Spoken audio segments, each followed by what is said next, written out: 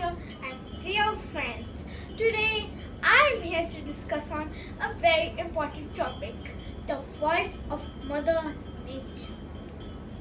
Close your eyes for a moment and imagine the trees dancing with the wind, the rivers flowing gracefully, the birds singing cheerfully, and the sun shining brightly. That is Mother Nature talking to us.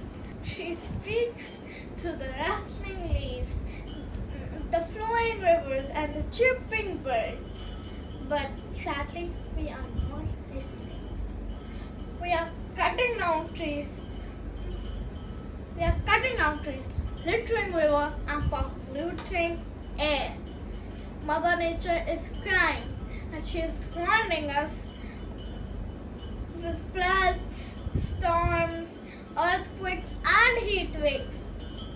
It's time we listen to her and protect our environment. Let us plant more trees, keep our surroundings clean, stop using plastic, and save water.